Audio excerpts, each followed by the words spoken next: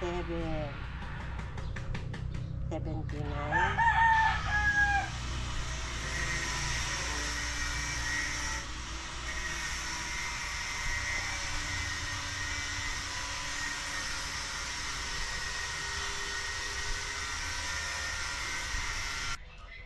Okay, so ito po bale yung material na gagamitin natin para sa molde. Mga tubulars po yan. Ayan, ilang piraso din po yan. Para doon sa ating gagawing pavers. Para sa loan yun. Ilang piraso? 210 na 60 by 60 centimeter. At ito pa po yung mga bakal. Ayan, gagawin po ito reinforcement para doon sa gagawing pavers, concrete pavers po. So, kailangan po niya ng reinforcement para mas matibay. Kasi kung halimbawa ang concrete lang siya, pag natapakan, either mag-crack po siya. Kaya kailangan po ng bakal. Ito na po yung nakat na bakal kanina. Ayan.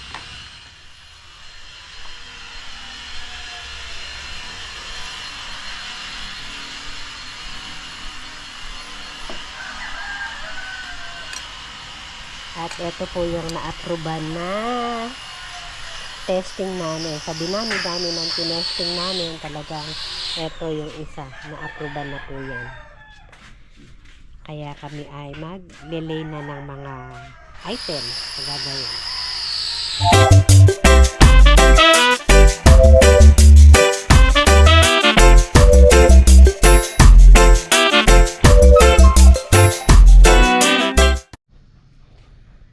Okay, good morning po mga ka-neighbors and good morning po sa ating lahat. For today, meron po kaming bagong ginagawa. As in talagang out of nowhere, eto kami ngayon sa aming ipapakita sa inyo. Kasi magmi-mix-mix kami ng mga kulay-kulay dito. Pero bago po namin ipakita yung mixing namin at testing namin, I thank you po muna ulit sa pag-follow nyo at sa pag-support nyo sa channel namin. At doon po sa mga bago na napapadaan, salamat din po sa chance na naibigay nyo para ma-share namin yung mga contents ng videos namin. At sana po ay nagugustuhan nyo. Please don't forget to like and subscribe at yung notification bell. Paki-turn on nyo po palagi para kayo ay notified kapag may mga bago kaming uploads na video. Okay, sige po. Proceed na po tayo.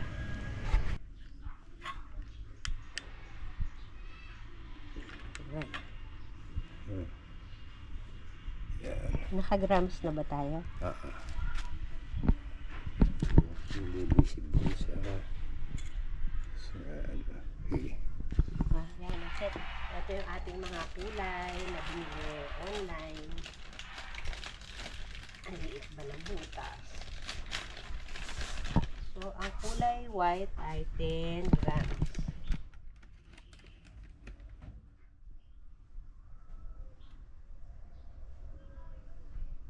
Yan, sakto o 10. 10 grams. Kulay white, 10. Tapos, susunod ay 10 din na red.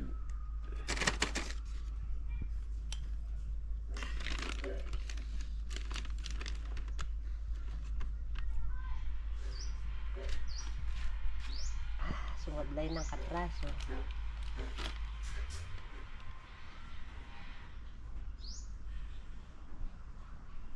Yun. So, 20. Oh, bago. Ayan. 20 grams. Dagdagan natin. Kulang.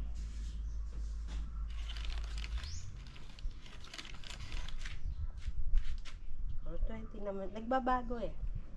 Because of air. Okay na yun. 20. So, 20 grams na po siya. So, yellow naman, 20.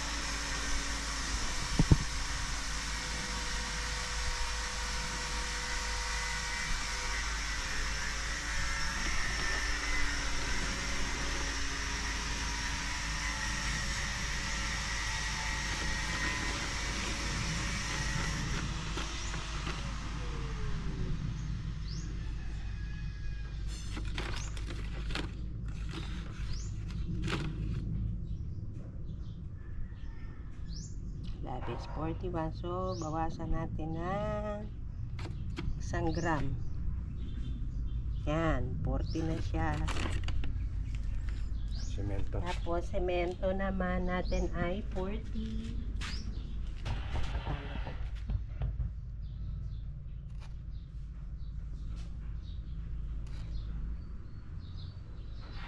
77. 79.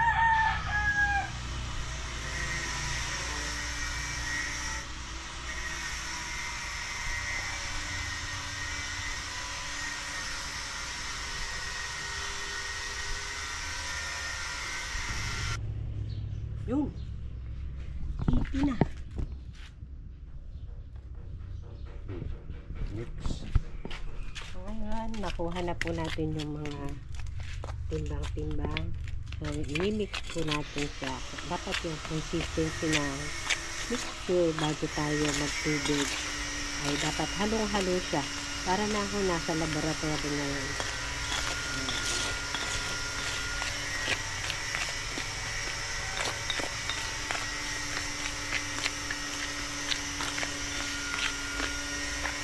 Tapos yung mga buo-buo. Ready. Dinudurog din ng konti.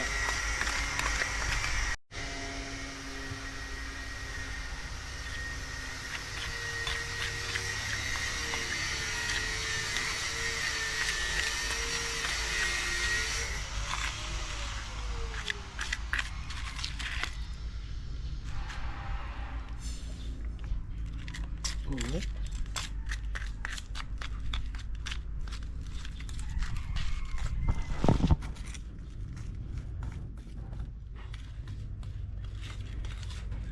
Mix tayo.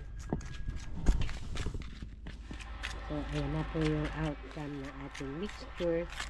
At ito po ay patutuyuin. Ipapahid po sa plywood para patuyuin para makita po yung finished product niya.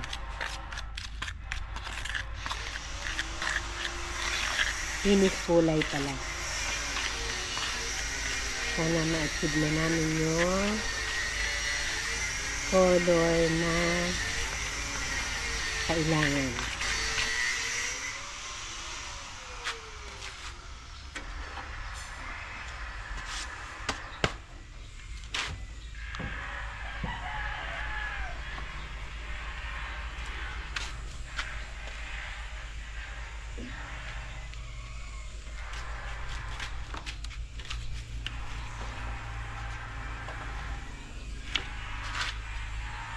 Ayan, ipapahid na po yung mixture na ating ginawa.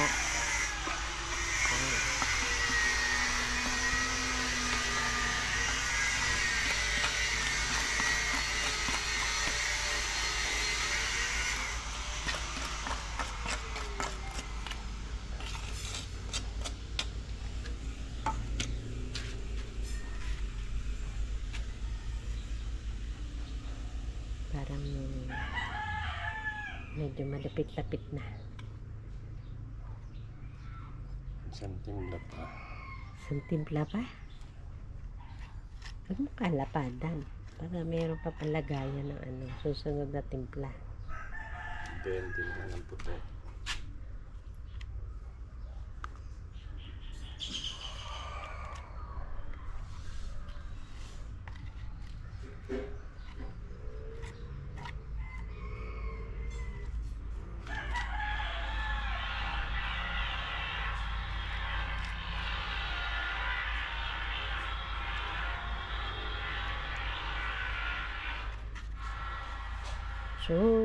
Okay. For drying na po yan. Okay, so ito po bale yung material na gagamitin natin para sa molde. Mga tubulars po yan. Ayan, ilang piraso din po yan. Para doon sa ating gagawing pavers. Para sa loan yun. Ilang piraso? 210 na 60 by 60 cm. At ito pa po yung mga bakal. Ayan, gagawin po ito reinforcement para doon sa gagawing pavers, concrete pavers po So, kailangan po niya ng reinforcement para mas matibay. Kasi kung halimbawa concrete lang siya, pag natapakan, either mag-crack po siya. Kaya kailangan po ng bakal. Ito na po yung nakat na bakal kanina. Ayan. Tapos, ito po yung pinaka nagawa ng pinaka reinforcement niya. Ito na po yung ilalagay doon sa ng molde para po siya ay mas matibay. Yan, marami pa po silang gagawin. As of now, ito po yung napinis na. At ito po yung isang sample natin ng fibers. Sample pa lang po yan para po sa color. Kumbaga, nagte-testing nga po kasi. So, ito, direct application po sa concrete na mismo. Subject for approval po yan.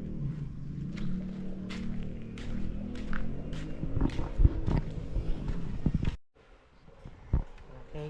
Ito, nagte-testing naman kami. Inabot na kami ng gabi sa pagte-testing. Ngayon, gagamitin naman namin ay watercolor. Para mag-come up po kami sa kulay. Maliit lang na amount. Nag-brown. At least medyo bukas may idea kami kung ano na yung color combination na magiging tama kung magpipit dun sa kulay na nire-require ng papers. Buti na lang, mayroong ganito sa bahay, binili ng anak ko. O, ayan, napapag-testingan namin.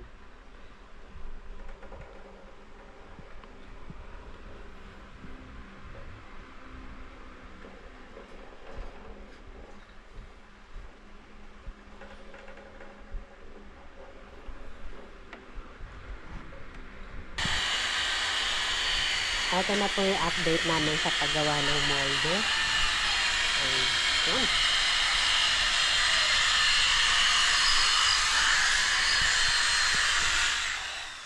Ay, Jumbo, kasali ka uli. Ha? Uy. Oo nga. Hindi ba tayo nalilito? Tapos, okay, sinakat na po yung mga material. Ito yung pinaka-reinforcement. Marami na pong naitatali. Ready na sa pag-lay ng molde. Kaso, medyo mabibitin yata kasi may paparating na bagyo. Hopefully, hanggang bukas ay uminit pa para makakag-lay kami kahit isang pasada lang ng mga molde. At least, para makita namin yung kumbaga unang gawa. Then later pagkatapos na ng bagyo saka na uli magma-mass production.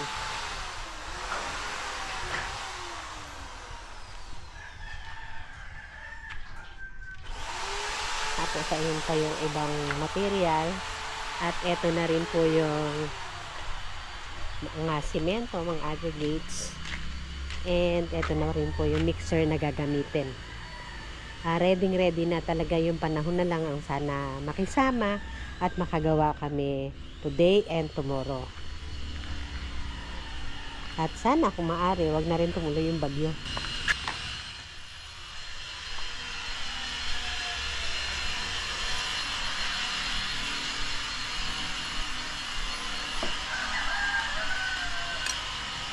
At ito po yung na-approvean na testing namin. Sa dinami-dami ng tinesting namin, talagang ito yung isa. Na-approvean na po yan. Kaya kami ay mag-delay na ng mga items na gagawin.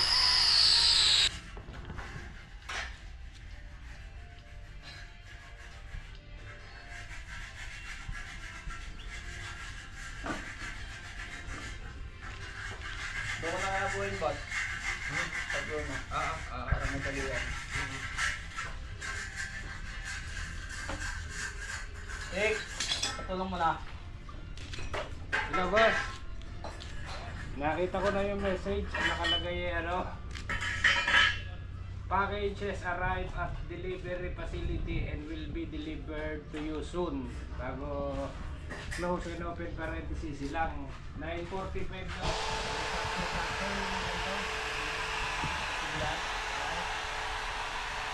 Wala.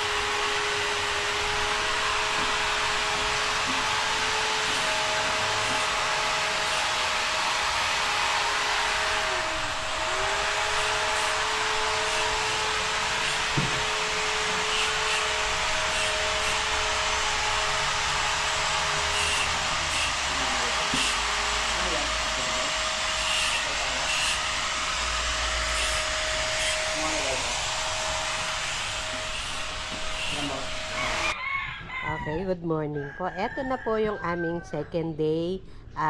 Pagkatapos pong malagyan na ng simento at kulay itong aming ginagawang pavers. So, ayan. Dinadry pa po siya. So, makikita nyo yung iba't ibang kulay pa. Pero, eto na po yung mga kaunahan. So, nagda-dry up na siya.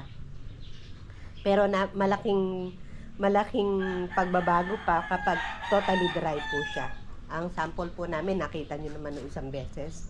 So, yun yung reference namin at saka yung sukat-sukat noong, yung mga measurement ng pangkulay ay talaga pong ginamitan yun. Ginamit namin weighing scale para po yung kulay ay saktuhan. Kahit lumami yung volume niya, ganun pa rin yung magiging labas ng color niya. Walang magiging color discrepancy.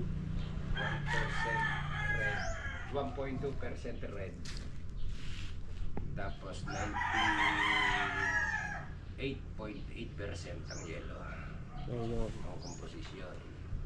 Oh, talagang mahirap magtimbang kasi minsan gumagalaw. Kailangan naka-steady siya na walang air o walang gumagalaw para yung kulay, yung timbang ay precise na precise.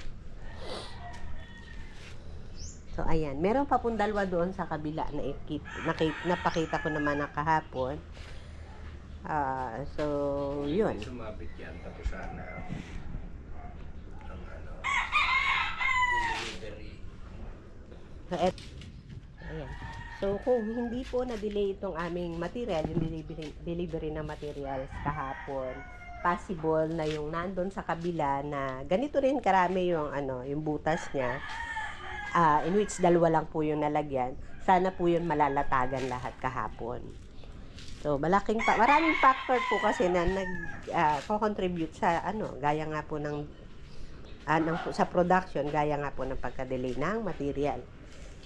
At nagala na rin kami kahapon dito sa mga lumber at possible na tindahan ng mga pangkulay, pero wala po yung importanteng kulay, yellow at saka red. Red meron, kaya lang sa volume po ng pagkukulay namin, mas marami po yung yellow. Yung yellow ang hindi available.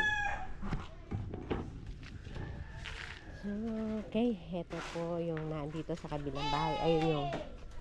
Ayun yung place namin sa kabila. So, dito po nakilagay po kami ng mga molde para paglagyan itong mga pavers natin na ginagawa. At ito na po yung update doon sa isa. Ayan, naglalagay na po ulit ng cement. So, ayan po yung reinforcement na nilagay natin.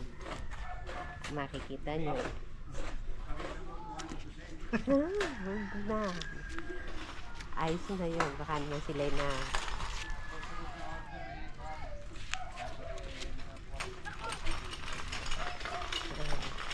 ilang piraso to? 2, 4, 6, 8, 10, 12, 14, 16, 18 pieces. So, ito naman po yung isa na hinukulayan na. Bali, natapos na pong lagyan ng cement. So, ngayon, kulay yung inilagay.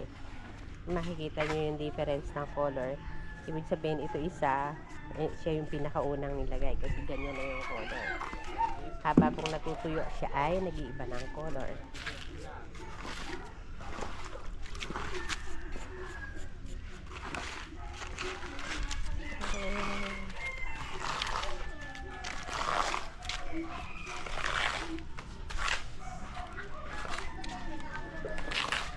Kita ko ang aking shadow. At least naging matangkad din ako.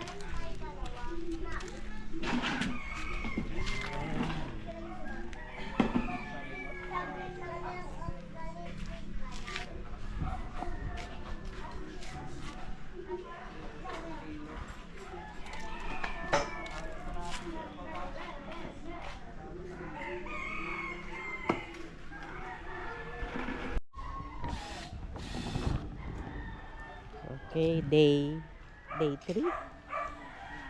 Day 3 po tayo. Ito na po nagtatanggal naman kasalukuyan ng pinakamolde. Aalisin na po yung pinaka-yaring fibers para malagyan ulit siya bukas. Another set. So, ito po Ha? Sinabi ko kahapon na lumitin.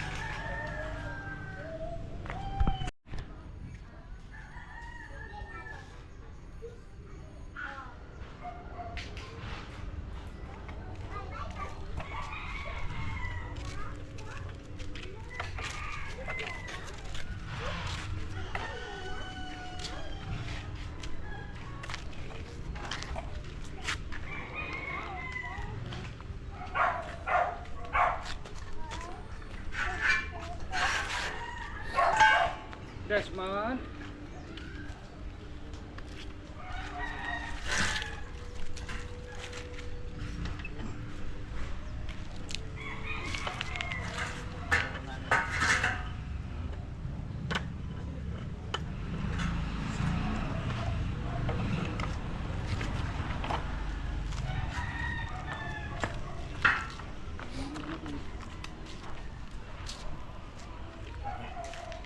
Ano sinasabi ko sa inyo, kaya kailangan malinis bago Pag tinigasan ng semento, patay na tayo.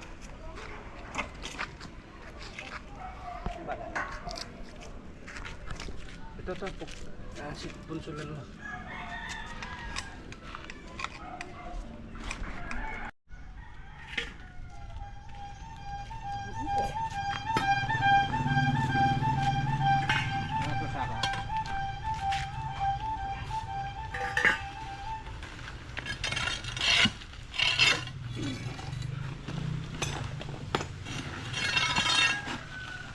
Mamaya naman pwede na natin.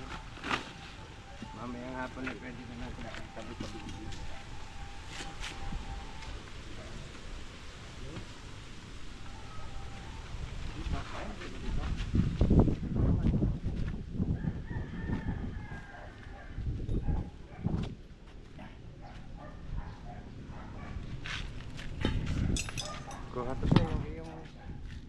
mo ba nilagay yung text screw kanina? Ha? Hindi makakontak si Ponching. Bakit? Ah, para sa mixer. Dali nga ako kalasin yun. Ha? Oo, hindi huli na. Para...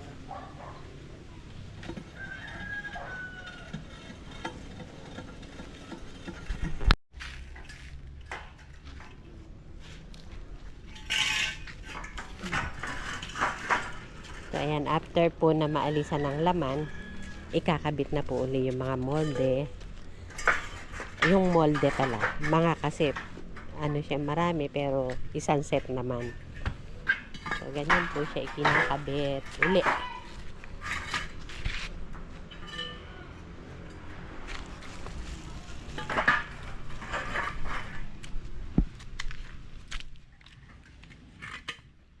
Dapat pala yung ano, yan agad naisip ko. Oo nga. Baliktad yata to siyang ano mo. Yan yung ano, pindutin mo sa kabila. Yan yung... Yan.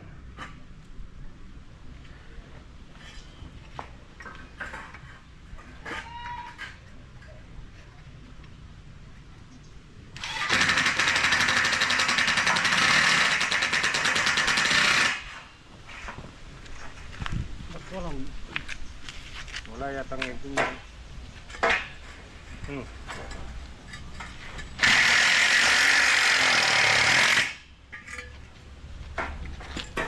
Ba't walang butas yan? Wala nga oh. Wala. Wala. Yung dula. Ay sige, pahuli na natin yan. Doon ako mag-umpisa. I-iskwala pa natin yan. Kaya pala naman ayaw ko na.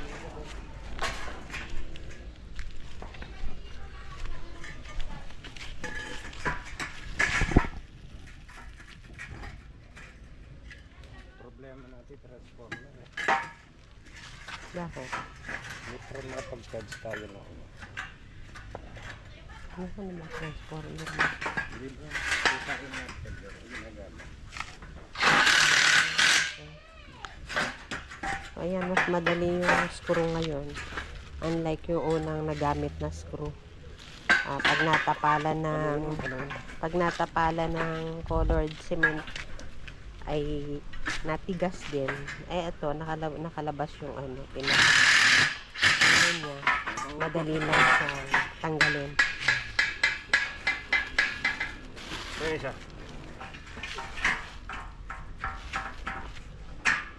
Yan may magnet na yan. Hindi na lalaglag yan.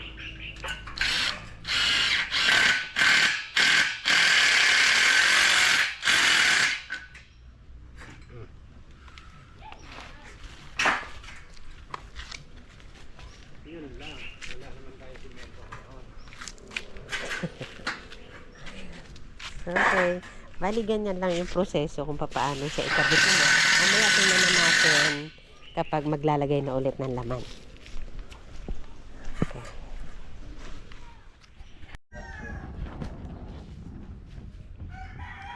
So, ayan, yan po yung kasalukuyan development ng aming ginagawang favors. Ayan. So, okay. Yan na lang po muna for the meantime at from time to time, kapag may mga bagong development dito na po sa aming ginagawa, pag magle-lay kami ng bago, pagtatanggalin itong ating mga molde, ayan, makikita nyo rin po yan sa mga susunod naming videos at abangan nyo po yan. Okay, sige po, yan na lang po at salamat po sa inyong panonood. Please don't forget to like and subscribe pa rin po sa aming 6421 TV channel.